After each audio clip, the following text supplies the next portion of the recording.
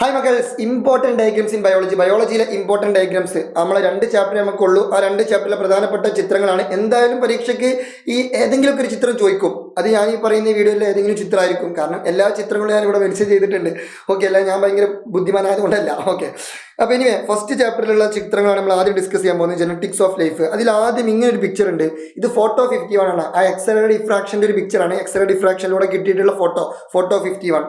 പിന്നെ ഇതാ ഈ ചിത്രം, ഒരു പൊര, ഒരു വട്ടം, ഒരു പെട്ടി. ഒരു പൊര, ഒരു വട്ടം, ഒരു പെട്ടി. പൊര, വട്ടം, പെട്ടി. പൊര, വട്ടം, പെട്ടി. പെര, വട്ടം, പെട്ടി. പെര, വട്ടം, പെട്ടി.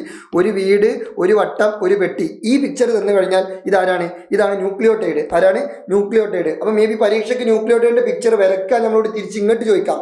ഒന്നുകിൽ ഇത് തന്നിട്ട് ഇതെന്താ ചോദിക്കാം, അല്ലെങ്കിൽ നമ്മളോട് തിരിച്ച് അങ്ങോട്ട് പറയും, അതായത് ന്യൂക്ലിയോടൈഡിന്റെ ചിത്രം വരയ്ക്കുക. അപ്പോൾ നമ്മൾ എങ്ങനെ വരയ്ക്കണം? ഒരു പൊര, ഒരു വട്ടം, ഒരു പെട്ടി. ഓക്കെ, അതാണ് ന്യൂക്ലിയോടൈഡ്. പൊര, വട്ടം, പെട്ടി. ഓക്കെ ആണല്ലോ. അതിൽ ഈ പൊര അല്ലെങ്കിൽ പെര, വീട് എന്താണ്? അത് പഞ്ചസാര മോളിക്യൂളാണ്, ഷുഗർ മോളിക്യൂളാണ്. ഈ വട്ടം എന്താണ്? ഫോസ്ഫേറ്റ് ആണ്. പെട്ടി എന്താണ്? നൈട്രജൻ ബേസ് ആണ്. അതും ജസ്റ്റ് ഒന്ന് ഓർത്ത് വെക്കുക. പിന്നെ നമ്മൾ പഠിക്കേണ്ടത് ഇതാണ് DNA നമ്മളിങ്ങനെ ചുരുളഴിച്ചു കഴിഞ്ഞാൽ, DNA ആ ചുറ്റുണ്ടല്ലോ, ആ ചുറ്റിങ്ങനെ അഴിച്ചു കഴിഞ്ഞാൽ നമുക്ക് എന്ത് കിട്ടും സുഹൃത്തുക്കളെ? എന്ത് കിട്ടും? ക്രോമസോമുകൾ കിട്ടും. ആ ക്രോമസോമുകൾ എങ്ങനെ രൂപം കൊണ്ടിട്ടുള്ളതെന്ന് ചോദിച്ചാൽ DNA-യും ഹിസ്റ്റോൺ എന്ന് പറഞ്ഞ പ്രോട്ടീൻ കൊണ്ടാണ്. ഇതാണ് ഹിസ്റ്റോൺ എന്ന് പറഞ്ഞ പ്രോട്ടീൻ. ഈ ഹിസ്റ്റോൺ 8 എണ്ണം കൂടി ചേർന്നാൽ അതിനെ വിളിക്കുന്ന പേരാണ് ഹിസ്റ്റോൺ ഒക്ടാമർ. ഈ ഹിസ്റ്റോൺ ഒക്ടാമറിനെ ഒരു ചുറ്റുകൊണ്ട് ഇങ്ങനെ ചുറ്റിക്കഴിഞ്ഞാൽ അതിനെ വിളിക്കുന്ന പേരാണ് എന്ത്? ന്യൂക്ലിയോസോം. അങ്ങനെയുള്ള ന്യൂക്ലിയോസോമുകൾ കൂടിച്ചേർന്നതാണ് എന്ത്? ആക്ച്വലി ക്രോമസോമുകൾ. ഓക്കെ, അപ്പോൾ ഇവിടുന്ന് ഒരു കാര്യം കൂടി പഠിച്ചു വെക്കുക. ക്രോമസോം എങ്ങനെ ഉണ്ടാവും എന്ന് ചോദിച്ചാൽ ന്യൂക്ലിയോസോമുകൾ കൂടിച്ചേർന്നിട്ട്. പിന്നെ ഹിസ്റ്റോൺ 8 എണ്ണം കൂടി ചേർന്ന് അതിനെ വിളിക്കുന്ന പേര് ഹിസ്റ്റോൺ ഒക്ടോമർ. അതും ജസ്റ്റ് ഒന്ന് പഠിച്ചു വെക്കുക. ഇനി ആരാ ക്രോമസോം ചോദിച്ചാൽ ഇയാളാണ് ക്രോമസോം. ക്രോമസോമിന്റെ സ്ട്രക്ചറാണ് ഇത്. ഈ പിക്ചർ ഇങ്ങനെ തന്നു കഴിഞ്ഞാൽ ഇത് ക്രോമസോം ആണ്. എന്നാൽ ഇതിന്റെ നടുവിലുള്ള ഉണ്ട അത് സെൻട്രോമിയർ ആണ്. എന്നാൽ ഈ ഇതളുകൾ ഉണ്ടല്ലോ, ഈ ഇതളുകൾ, ആ ഇതളുകൾ എന്താണ്? ക്രൊമാറ്റിഡ് ആണ്. ഇനി പരീക്ഷയ്ക്ക് കൊണ്ടുപോയിട്ട് ഈ ഇതളുകൾ ക്രോമസോം എന്ന് എഴുതി വെക്കരുത്. ഇതളുകൾ എന്താണ്? ക്രൊമാറ്റിഡ്. ഈ പിക്ചർ മൊത്തത്തിൽ വിളിക്കുന്ന പേരാണെന്ത്? ക്രോമസോം. ഓക്കെ ആണല്ലോ. പിന്നെ ഈ സെൻട്രലിലുള്ള സാധനം സെൻട്രോമിയർ. പിന്നെ വലിയ പ്രശ്നമൊന്നുമില്ല. ഓക്കെ, പിന്നെ ഈ ഒരു പിക്ചറാണ്. ഈ ഒരു പിക്ചർ ഈസ് വെരി ഇമ്പോർട്ടൻ്റ്. ആ പ്രോട്ടീൻ നിർമ്മാണത്തിൻ്റെ പിക്ചറാണ്. അവിടെ പ്രോട്ടീൻ നിർമ്മാണത്തിൻ്റെ പിക്ചറിൽ സുഹൃത്തുക്കളെ ഈ ഫസ്റ്റത്തെ ഈ സാധനം ഉണ്ടല്ലോ, അതാണ് DNA. എന്നിട്ട് അതിൽ നിന്ന് ഒരു സാധനം ഇങ്ങനെ മുറിഞ്ഞു വരും. ഒരു സാധനം ഇങ്ങനെ മുറിഞ്ഞു വരും. ആ മുറിഞ്ഞു വന്ന സാധനമാണ് ഇത്. ഓക്കെ, ആ മുറിഞ്ഞു വന്നത് എന്താണെന്ന് ചോദിച്ചാൽ അത് mRNA ആണ്. എന്താണ്? mRNA. അതെന്തുകൊണ്ട് mRNA ആണെന്ന് ചോദിച്ചാൽ സിമ്പിൾ ലോജിക്കാണ്. DNA-ക്ക് മാത്രമാണ് 2 ഇഴകളുള്ളത്. RNA-ക്ക് എത്ര ഇഴകളാണുള്ളത്? 1 ഇഴയാണുള്ളത്. RNA-ക്ക് 1 സ്ട്രാൻഡാണുള്ളത്.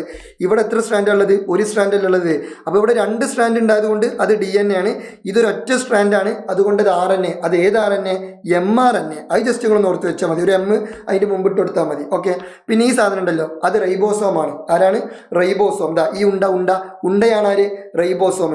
പിന്നെ നോക്കൂ സുഹൃത്തുക്കളെ, ഇവിടെ ഒരു മുത്തുണ്ടല്ലോ, ഒരു മുത്തിനെ വിളിക്കുന്ന പേരാണെന്ത്? Amino acid. എന്നാൽ അങ്ങനെയുള്ള ഒരുപാട് മുത്തുകൾ കൂടി ചേർന്നതാണെന്ത്? പ്രോട്ടീൻ. ഈ പരീക്ഷയ്ക്ക് ഈ ഒരു മുത്ത് എന്താ ചോദിക്കും? അപ്പോൾ അത് പ്രോട്ടീൻ എഴുതി വെക്കരുത്. പ്രോട്ടീൻ എന്ന് പറഞ്ഞാൽ ഒരുപാട് അമിനോ ആസിഡുകൾ കൂടിച്ചേർന്നതാണ്, ഒരുപാട് മുത്തുകൾ കൂടിച്ചേർന്നതാണ്. ആക്ച്വലി ആ മുത്തുകളാണ് ആര്? അമിനോ ആസിഡുകൾ. ഓക്കെ, അങ്ങനെയുള്ള ഒരുപാട് അമിനോ ആസിഡുകൾ കൂടിച്ചേർന്ന ഈ സാധനമാണ് എന്ത്? പ്രോട്ടീന്. പിന്നെ ഈ T ഷേപ്പിലുള്ളതാണ് ആര്? tRNA. അത് ജസ്റ്റ് ഒന്ന് ഓർത്ത് വെക്കുക. ഓക്കെ ആണല്ലോ. 3 ടൈപ്പ് RNA ഇവിടെ കൊടുത്തിട്ടുണ്ട്. സിംഗിൾ RNA എന്താണ്? mRNA. പിന്നെ എന്താണ്? ഈ T ഷേപ്പിലുള്ളത് tRNA. പിന്നെ ഈ റൈബോസോമിൻ്റെ ഉള്ളിലുള്ള RNA റൈബോസോമൽ RNA അല്ലെങ്കിൽ rRNA. ഓക്കെ ആണല്ലോ. പിന്നെ നെക്സ്റ്റ് നിങ്ങൾ പഠിക്കേണ്ടത് ഈ പിക്ചറാണ്. ഈ പിക്ചർ 2 ക്രോമസോമുകൾ പരസ്പരം ഇങ്ങനെ ക്രോസ് ചെയ്യുന്നതിൻ്റെ പിക്ചറാണ്.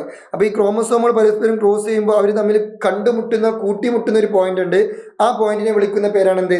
കയാസ്മ. അപ്പോൾ സാർ അതിൻ്റെ മലയാളം എന്താ? അതിൻ്റെ മലയാളം ഇംഗ്ലീഷ് ഒക്കെ സെയിം ആണ്, കയാസ്മന്നെ. ഓക്കെ, കയാസ്മ. പിന്നെ അടുത്തത് സുഹൃത്തുക്കളെ മ്യൂട്ടേഷൻ്റെ പിക്ചറാണ്. ഈ പിക്ചർ ഇങ്ങനെ തന്നു കഴിഞ്ഞാൽ ഇതെന്താണ്? മ്യൂട്ടേഷൻ. വേറെ ഒന്നും ചിന്തിക്കേണ്ട, അത് കഴിഞ്ഞു. നെക്സ്റ്റ് പാർട്സ് ഓഫ് എവല്യൂഷൻ ആണ്. ഇതിൽ പ്രധാനമായിട്ടും ചിത്രങ്ങളൊന്നും അല്ലാണ്ടില്ല, വളരെ കുറവാണ്. ആ ന്യൂറോണിൻ്റെയും ബ്രെയിനിൻ്റെയും പിക്ചറേ ഉള്ളൂ. അതാണ് ഇതിൽ നിന്ന് ചോദിക്കാൻ ചാൻസ് ഉള്ള ഏറ്റവും മികച്ച ക്വസ്റ്റ്യൻസ്. അതെന്തായാലും ചോദിക്കും ചെയ്യും, അത് വേറെ കാര്യം. ഓക്കെ ആണല്ലോ. അപ്പോൾ മേ ബി ഇതിലിപ്പോൾ ഇങ്ങനെ ഒരു ചിത്രം തന്നു. ഈ ചിത്രം എന്തിനെ സൂചിപ്പിക്കുന്നു ചോദിച്ചാൽ ഇത് ലാമാർക്കിസത്തിനെ സൂചിപ്പിക്കുന്നു. ജിറാഫ് കണ്ടാൽ ലാമാർക്കിസം, പിന്നെ ഒന്നും ചിന്തിക്കരുത്. പിന്നെ ഈ പിക്ചർ ഇത് ആർക്കിയോപ്റ്ററിക്സാ, ബേർഡ്സിൻ്റെ റെപ്റ്റൈൽസിൻ്റെ കണക്ഷൻ ലിങ്ക്. പിന്നെ ഈ സാധനം ഇവരുടെ ഈ ഒരു ഫ്ലോ ചാർട്ട് മേ ബി ചോദിക്കാം, ജസ്റ്റ് ഒന്ന് ഓർത്ത് വെക്കണം. ഓക്കെ, നമ്മളെല്ലാവരും ആന്ത്രോപോയിഡി ആയിരുന്നു. കുരങ്ങൻ മാത്രം തെറ്റിപ്പിരിഞ്ഞു പോയി, അത് സെർക്കോപിത്തിക്കോഡി എന്ന് പറഞ്ഞ ടീം ഉണ്ടാക്കി. ബാക്കി നമ്മൾ ചിമ്പാൻസി, ഗൊറില്ല, ഉറാമുട്ടാൻ, ഗിബ്ബണൊക്കെ ഹോമിനോയിഡിയാണ്. ജസ്റ്റ് ഒന്ന് ഓർത്ത് വെക്കുക. പിന്നെ ഇത് ഹീമോഗ്ലോബിൻ്റെ ബീറ്റാ ചെയിൻ ആണ് മുകളിലുള്ളത്, താഴെയുള്ളത് ആൽഫ ചെയിൻ ആണ്.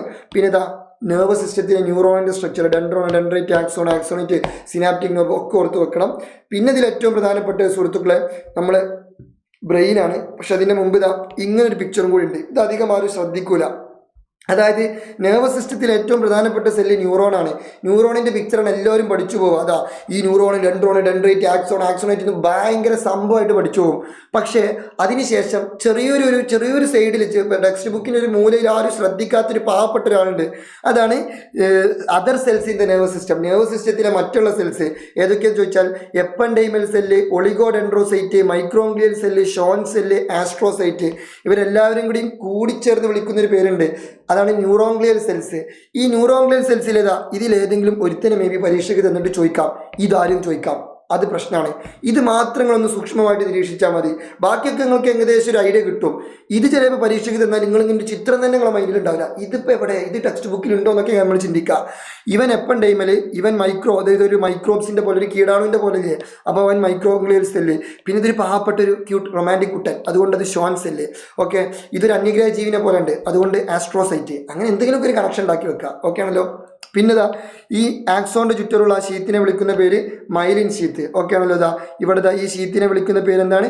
Myelin sheath. ഇനി പരീക്ഷയ്ക്ക് ഇതാ ഈ നീല കളറിലുള്ള ഈ വടി ഉണ്ടല്ലോ, ആ വടിയാണ് ചോദിക്കുന്നതെങ്കിൽ അത് ആക്സോൺ ആട്ടോ. ആ വടി എന്താണ്? ആക്സോൺ ആണ്. ആ ഷീത്താണ് എന്ത്? Myelin sheath. ഓക്കെ ആണല്ലോ. വടി ആക്സോൺ ആണ്, ഷീത്താണ് മൈലിൻ ഷീത്ത്. ഇനി പരീക്ഷയ്ക്ക് കൊണ്ടുപോയിട്ട് ഈ വടി മൈലിൻ ഷീത്താണെന്ന് എഴുതി വെക്കരുത്, വില കളയരുത്, മണ്ടത്തര ചെയ്യരുത്. ഓക്കെ ആണല്ലോ.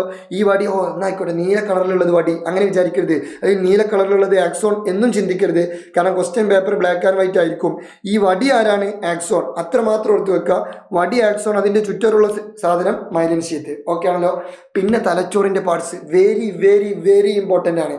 ഈ മെയിൻ പോർഷൻ സെറിബ്രം, ഈ ലൗച്ചിന്ന ആകൃതിയിലുള്ളത് ആരാണ്? സെറിബെല്ലം. പിന്നെ ഇത് ബ്രെയിൻ സ്റ്റെമ്മ്. ബ്രെയിൻ സ്റ്റെമ്മിൻ്റെ ഏറ്റവും ടോപ്പിൽ മിഡ് ബ്രെയിന്, പിന്നെ പോൺസ്, ലാസ്റ്റ് മെഡുല്ല ഒബ്ലാങ്കേറ്റ. ഈ ഭാഗം തലാമസ്, അതിൻ്റെ തൊട്ടു താഴെയുള്ളത് ഹൈപ്പോ തലാമസ്. പിന്നെ ഇതാണ് നെർവ് കേട്ടോ. ഈ സാധനമാണ് നെർവ്. ഓക്കെ.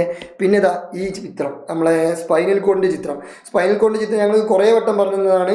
ഇതിൻ്റെ നടുവിലൊരു ഓട്ടയുണ്ട്, അതാണ് സെൻട്രൽ കനാൽ. ആ കനാലിലാണ് CSF, സെറിബ്രോ സ്പൈനൽ ഫ്ലൂയിഡ് ഉള്ളത്. പിന്നെ മുകളിൽ വരുന്ന റൂട്ട് ഡോർസൽ റൂട്ടും താഴെ വരുന്ന റൂട്ട് വെൻട്രൽ റൂട്ടും. അതെങ്ങനെ ഓർത്ത് വെക്കണം? ഇംഗ്ലീഷ് ആൽഫബറ്റിൽ ആദ്യം D പിന്നെ V. അപ്പോൾ മുകളിൽ നിന്ന് വരുന്നത് ഡോർസൽ, താഴെ നിന്ന് വരുന്നത് വെൻട്രൽ. പിന്നെ ഈ ബട്ടർഫ്ലൈൻ്റെ ഉള്ളിൽ, ഇതൊരു ബട്ടർഫ്ലൈൻ്റെ ഷേപ്പ് പോലെ ഇല്ലേ, ഈ ബട്ടർഫ്ലൈൻ്റെ ഉള്ളിലുള്ളത് ഗ്രേ മാറ്ററും പുറത്തുള്ളത് വൈറ്റ് മാറ്ററും. അതെങ്ങനെ ഓർത്ത് എന്ന് ചോദിച്ചാൽ നമ്മുടെ വീടിൻ്റെ ചുമരുണ്ടല്ലോ, ചുമരിൻ്റെ ഉള്ളിൽ സിമെൻറ്റിൻ്റെ കളർ ഗ്രേ കളർ. അപ്പോൾ ഉള്ളിലുള്ളത് ഗ്രേ മാറ്റർ, അപ്പോൾ പുറത്തുള്ളത് വൈറ്റ് മാറ്റർ. അത് ആ രീതിയിൽ ഓർത്ത് വെക്കുക. ഇത്രയും പിക്ചറാണ് പ്രധാനമായിട്ടും ഈ ഒരു ചാപ്റ്ററിലുള്ളത്, ഈ 2 ചാപ്റ്ററിലുള്ളത്. അപ്പോൾ എല്ലാ ചിത്രങ്ങളും നമ്മൾ എന്ത് ചെയ്തിട്ടുണ്ട്?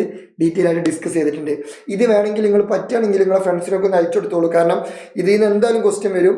അപ്പോൾ ഇത് വെറുതെ കിട്ടുന്ന 2-3 മാർക്കുകളാണ്, ഇതൊരിക്കലും കളയരുത്.